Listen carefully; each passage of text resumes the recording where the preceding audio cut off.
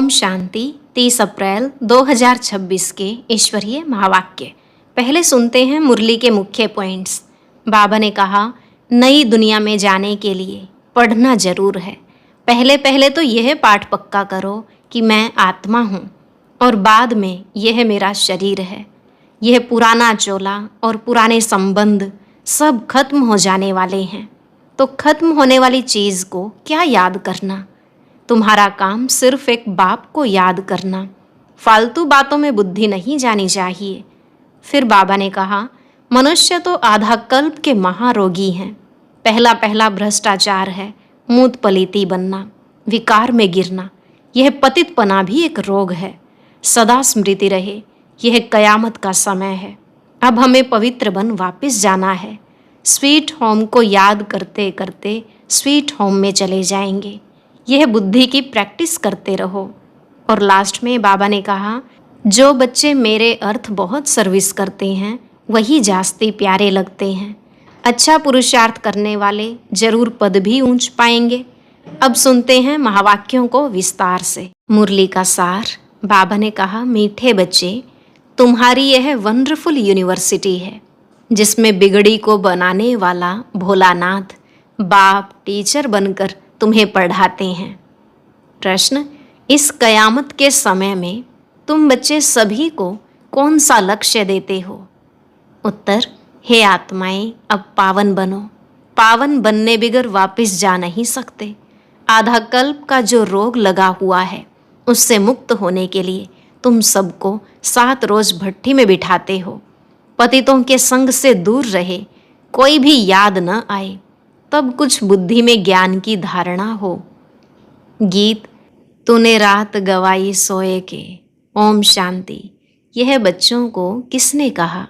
क्योंकि स्कूल में बैठे हुए हो तो जरूर टीचर ने कहा। प्रश्न उठता है, यह टीचर ने कहा, बाप ने कहा, व सतगुरु ने कहा, यह वर्शंस किसने कहे? बच्चों को बुद्धि में पहले पहले यह आना चाहिए कि हमारा बेहद का बाप है जिसको परम पिता परमात्मा कहा जाता है। तो बाप ने भी कहा, शिक्षक ने भी कहा और साथ साथ सतगुरु ने भी कहा। यह तुम्हारी बुद्धि में है जो स्टूडेंट हैं और कॉलेज व यूनिवर्सिटी में टीचर पढ़ाते हैं, उनको कोई फादर व गुरु नहीं कहेंगे। यह है भी पाठशाला। फिर यूनिवर्सिटी कहो व कॉलेज कहो, है तो पढ़ाई ना। पहले पहले यह समझना है पाठशाला में हमको कौन पढ़ाते हैं। बच्चे जानते हैं वह निराकार जो सभी आत्माओं का बाप है, सर्व का सद्गति दाता है, वह हमको पढ़ा रहे हैं। यह सारी रचना उस एक रचता की प्रॉपर्टी है। तो खुद ही बैठ रचना के आदि मध्य अंत का राज समझाते हैं। तुम बच्चों ने जन्म लिया है बाप के पास। तुम बुद्धि से जानते हो हम सभी आत्माओं का वह बाप है जिसको ज्ञान का सागर नॉलेजफुल कहा जाता है। ज्ञान का सागर है, पतित पावन है। ज्ञान से ही सद्गति होती है। मनुष्य पतित से पावन बनते हैं। अब तुम बच्चे यहाँ बैठे हो और कोई स्कूल में किसको बुद्धि में नहीं रहता कि हमको ज्ञान का सागर निराकार बाप पढ़ा रहे हैं। यह यहाँ ही तुम जानते हो, तुमको ही समझाया जाता है। खास भारत और आम सारी दुनिया में ऐसे कोई भी नहीं समझेंगे कि हमको निराकार परमात्मा पढ़ाते हैं। उनको पढ़ाने वाले हैं ही मनुष्य टीचर। और फिर ऐसा भी ज्ञान नहीं है जो समझें हम आत्मा हैं, आत्मा ही पढ़ती है, आत्मा ही सब कुछ करती है, फलानी नौकरी आत्मा करती है इन ऑर्गन्स द्वारा। उनको तो यह रहता है कि हम फलाना है। झट अपना नाम रूप याद आ जाता है। हम यह करते हैं, हम ऐसे करते हैं। शरीर का नाम ही याद आ जाता है, परंतु वह रॉन्ग है। हम तो पहले आत्मा है ना, पीछे यह शरीर लिया है। शरीर का नाम बदलता रहता है, आत्मा का नाम तो नहीं बदलता। आत्मा तो एक ही है। बाप ने कहा है, मुझ आत्मा का एक ही नाम शिव है। यह सारी दुनिया जानती है। बाकी इतने सब नाम शरीरों पर रखे जाते हैं। शिव बाबा को तो शिव ही कहते हैं, बस उनका कोई शरीर नहीं दिखाई पड़ता। मनुष्य के ऊपर नाम पड़ता है, मैं फलाना हूँ, हमको फलाना टीचर पढ़ा रहे हैं, नाम लेंगे ना। वास्तव में आत्मा शरीर के द्वारा टीचर का काम करती है, उनकी आत्मा को पढ़ाती है। संस्कार आत्मा में होते हैं, ऑर्गन्स द्वारा पढ़ाती है, पार्ट बजाती है संस्कार अनुसार। परंतु देह पर नाम जो पड़े हैं उस पर सारे धंधे आदि चलते हैं। यहाँ तुम बच्चे जानते हो, हमको निराकार बाप पढ़ाते हैं। तुम्हारी बुद्धि कहाँ चली गई? हम आत्मा उस बाप के बने हैं। आत्मा समझती है निराकार फादर हमको आकर इस साकार द्वारा पढ़ाते हैं। उनका नाम है शिव। शिव जयंती भी मनाते हैं। शिव तो है बेहद का बाप, उनको ही परम पिता परमात्मा कहा जाता है। वह सभी आत्माओं का बाप है। अब उनकी जयंती कैसे मनाते हैं? आत्मा शरीर में प्रवेश करती है, वह गर्भ में आती है, ऊपर से आती है, यह किसको मालूम नहीं पड़ता। क्राइस्ट को धर्म स्थापक कहते हैं। उनकी आत्मा पहले पहले ऊपर से आनी चाहिए। सतो प्रधान आत्मा आती है, कोई भी विकर्म किया हुआ नहीं है। पहले सतो प्रधान, फिर सतो रजो तमो में आते हैं, तब विकर्म होते हैं। पहले आत्मा जो आएगी सतो प्रधान होने के कारण कोई दुख नहीं भोग सकती। आधा टाइम जब पूरा होता है तब विकर्म करने लगती है। आज से 5000 वर्ष पहले बरोबर सूर्यवंशी राज्य था और सब धर्म बाद में आए। भारतवासी विश्व के मालिक थे। भारत को अविनाशी खंड कहा जाता है, और कोई खंड था नहीं। तो शिव बाबा है बिगड़ी को बनाने वाला। भोलानाथ शिव को कहा जाता है, न कि शंकर को। भोलानाथ शिव बिगड़ी को बनाने वाला है। शिव और शंकर एक नहीं हैं, अलग अलग हैं। ब्रह्मा विष्णु शंकर की कोई महिमा नहीं है। महिमा सिर्फ एक शिव की है जो बिगड़ी को बनाते हैं। कहते हैं मैं साधारण बूढ़े तन में आता हूँ, इसने 84 जन्म पूरे किए, अब खेल पूरा हुआ। यह पुराना चोला, पुराने संबंध भी खलास हो जाने वाले हैं। अब किसको याद करें? खत्म होने वाली चीज को याद नहीं किया जाता है। नया मकान बनता है तो फिर पुराने से दिल हट जाती है। यह फिर है बेहद की बात। सर्व की सद्गति होती है, अर्थात रावण के राज्य से सबको छुटकारा मिलता है। रावण ने सबको बिगाड़ दिया है। भारत बिल्कुल ही कंगाल भ्रष्टाचारी है। लोग भ्रष्टाचार समझते हैं करप्शन, एडल्ट्रेशन को, चोरी ठगी को, परंतु बाप कहते हैं पहला भ्रष्टाचार है मूत पलीती बनना। शरीर विकार से पैदा होता है, इसलिए इसको विशस वर्ल्ड कहा जाता है। सतयुग को वाइसलेस कहा जाता है। हम सतयुग में प्रवृत्ति मार्ग वाले देवी देवता थे। कहते हैं पवित्र होने से विकार बिगर बच्चे कैसे पैदा होंगे? बोलो, हम अपनी राजधानी बाहुबल से नहीं योग बल से स्थापन करते हैं, तो क्या योग बल से बच्चे नहीं पैदा हो सकते हैं? जबकि है ही वाइसलेस वर्ल्ड, पवित्र ग्रस्त आश्रम, यथा राजा रानी संपूर्ण निर्विकारी तथा प्रजा। यहाँ है संपूर्ण विकारी। सतयुग में विकार होते नहीं, उसको कहा जाता है ईश्वरीय राज्य। ईश्वर बाप का स्थापन किया हुआ। अभी तो है रावण राज्य। शिव बाबा की पूजा होती है जिसने स्वर्ग स्थापन किया। रावण जिसने नर्क बनाया उसको जलाते आते हैं। द्वापर कब शुरू हुआ यह भी किसको पता नहीं है। यह भी समझ की बात है। यह है ही तमो प्रधान आसुरी दुनिया, वह है ईश्वरीय दुनिया। उसको स्वर्ग, दैवी, पावन दुनिया कहा जाता है। यह है नर्क, पतित दुनिया। यह बातें भी समझेंगे वही जो रोज पढ़ेंगे। बहुत कहते हैं फलानी जगह स्कूल थोड़े ही है। अरे हेड ऑफिस तो है ना, तुम आकर डायरेक्शन ले जाओ, बड़ी बात तो नहीं है। सृष्टि चक्र को सेकंड में समझाया जाता है। सतयुग त्रेता पास्ट हो गया, फिर द्वापर कलयुग यह भी पास्ट हुआ, अभी है संगम युग। नई दुनिया में जाने के लिए पढ़ना है। हर एक का हक है पढ़ना। बाबा हम नौकरी करते हैं। अच्छा 1 हफ्ता ज्ञान ले फिर चले जाना, मुरली मिलती रहेगी। पहले 7 रोज भट्टी में जरूर रहना है। भल 7 रोज आएंगे, परंतु सबकी बुद्धि एक जैसी नहीं रहेगी। 7 रोज भट्ठी माना, कोई की भी याद न आए, कोई से पत्र व्यवहार आदि भी ना हो। सब एक जैसा तो समझ नहीं सकते। यहाँ पतितों को पावन बनना है। यह पतितपना भी रोग है। आधा कल्प के महारोगी मनुष्य हैं, उनको अलग बिठाना पड़े, कोई का भी संग ना हो। बाहर जाएंगे, उल्टा सुल्टा खाएंगे, पतित के हाथ का खाएंगे।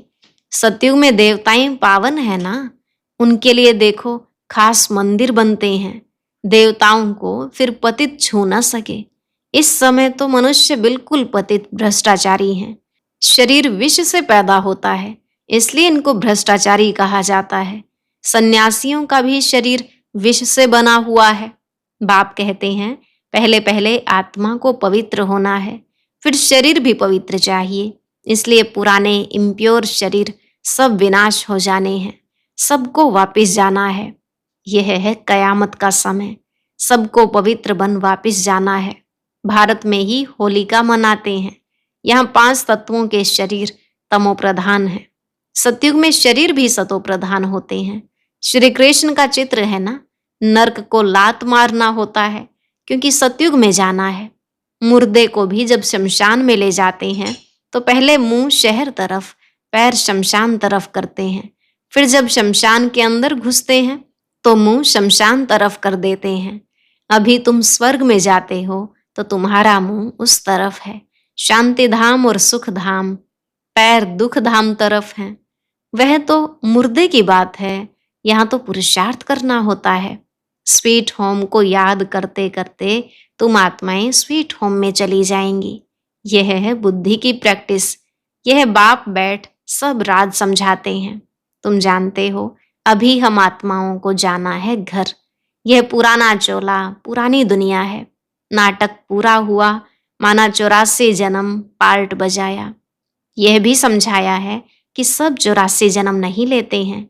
जो आते ही बाद में हैं और धर्म में जरूर उनके कम जन्म होंगे। इस्लामी से बोधियों का कम, क्रिश्चियन के उनसे कम। गुरु नानक के सिख लोग आए ही अभी हैं। गुरु नानक को 500 वर्ष हुआ तो वह थोड़े ही 84 जन्म लेंगे। हिसाब किया जाता है 5000 वर्ष में इतने जन्म, तो 500 वर्ष में कितने जन्म हुए होंगे? 12-13 जन्म। क्राइस्ट के 2000 वर्ष होंगे तो उनके कितने जन्म होंगे? आधा से भी कम हो जाएंगे। हिसाब है ना, इसमें कोई कितने एक्यूरेट नहीं कह सकते। इन बातों में डिबेट करने में जास्ती टाइम वेस्ट नहीं करना है। तुम्हारा काम है बाप को याद करना। फालतू बातों में बुद्धि नहीं जानी चाहिए। बाप से योग लगाना, चक्र को जानना है। बाकी पाप नष्ट होंगे याद से, इसमें ही मेहनत है। इसलिए भारत का प्राचीन योग कहते हैं जो बाप ही सिखलाते हैं। सतयुग त्रेता में तो योग की बात ही नहीं। फिर भक्ति मार्ग में हठ योग शुरू होता है। यह है सहज राजयोग। बाप कहते हैं मुझे याद करने से पावन बनेंगे। मूल बात याद की है, कोई भी पाप नहीं करना है। देवी देवताओं के मंदिर हैं क्योंकि पावन हैं। पुजारी लोग तो पतित हैं। पावन देवताओं को स्नान आदि कराते हैं। वास्तव में पतित का हाथ भी नहीं लगना चाहिए। यह सब है भक्ति मार्ग की रस्म रिवाज। अभी तो हम पावन बन रहे हैं। पवित्र बन जाएंगे तो फिर देवता बन जाएंगे। वहां तो पूजा आदि की दरकार नहीं रहती। सर्व का सदगति दाता है ही एक बाप। उनको ही भोलानाथ कहते हैं। मैं आता हूं पतित दुनिया, पतित शरीर में, पुराने रावण राज्य में। हाँ, कोई के भी तन में प्रवेश कर मुरली चला सकते हैं। इसका मतलब यह नहीं कि सर्वव्यापी हैं। हर एक में तो अपनी अपनी आत्मा है। फॉर्म में भी लिखवाया जाता है तुम्हारी आत्मा का बाप कौन है, परंतु समझते नहीं हैं। आत्माओं का बाप तो एक ही होगा। हम सब ब्रदर्स हैं।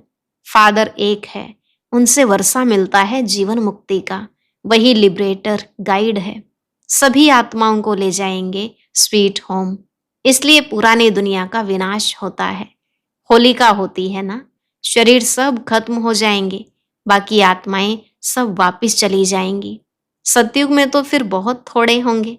समझना चाहिए कि स्वर्ग की स्थापना कौन कराते हैं। कलयुग का विनाश कौन कराते हैं, सो तो क्लियर लिखा हुआ है। कहते हैं मिठरा घुरत घुराया, प्यार करो तो प्यार मिलेगा। बाप कहते हैं जो मेरे अर्थ बहुत सर्विस करते हैं मनुष्य को देवता बनाने की, वह जास्ती प्यारे लगते हैं। जो पुरुषार्थ करेंगे वही ऊंच वर्षा पाएंगे।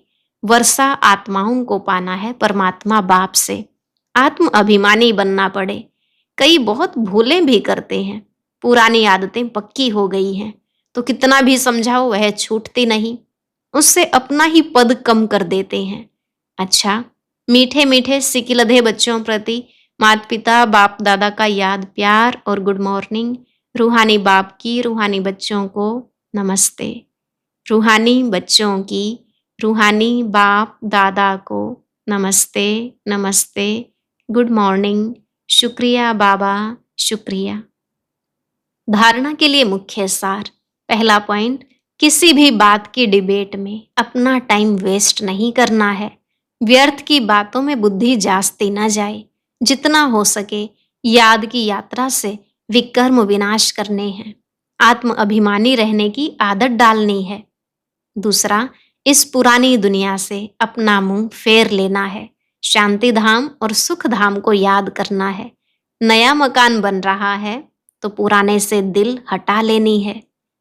वरदान, ईश्वरीय कुल की स्मृति द्वारा माया का सामना करने वाले सदा समर्थ स्वरूप भव। ईश्वरीय कुल की स्मृति द्वारा माया का सामना करने वाले सदा समर्थ स्वरूप भव। बाबा ने कहा किसी भी कार्य में सफलता प्राप्त करनी है तो पहले स्मृति द्वारा समर्थी स्वरूप बनो। समर्थी आने से माया का सामना करना सहज हो जाएगा। जैसी स्मृति होती है वैसा स्वरूप बन जाता है। इसलिए सदा पावरफुल स्मृति रहे कि जब तक यह ईश्वरीय जन्म है तब तक हर सेकंड, हर संकल्प, हर कार्य ईश्वरीय सेवा पर हूँ। हमारा यह ईश्वरीय कुल है। यह स्मृति की सीट सर्व कमजोरियों को समाप्त कर देगी। स्लोगन, सत्य समय प्रमाण स्वयं सिद्ध होता है, उसे सिद्ध करने की आवश्यकता नहीं। सत्य समय प्रमाण स्वयं सिद्ध होता है, उसे सिद्ध करने की आवश्यकता नहीं। अव्यक्त इशारे, महान बनने के लिए मधुरता और नम्रता का गुण धारण करो। मेजॉरिटी के सामने सर्विस में बाधा डालने वाला मुख्य विघ्न आता है। मैंने यह किया, मैं ही यह कर सकता हूँ, यह मैंपन आना, इसको ही कहा जाता है ज्ञान का अभिमान, बुद्धि का अभिमान, सर्विस का अभिमान। इन रूपों में ही विघ्न आते हैं। इस प्रकार के विघ्नों को समाप्त करने के लिए सदा एक शब्द याद रखना कि मैं निमित्त हूँ। निमित्त बनने से ही निराकारी, निरहंकारी और नम्रचित निसंकल्प अवस्था में रह सकते हैं।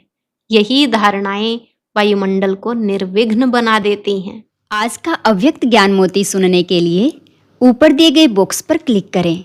अगर बॉक्स दिखाई नहीं दे रहा है तो ऊपर जो कॉर्नर में शो लिखा हुआ है उस पर क्लिक करें।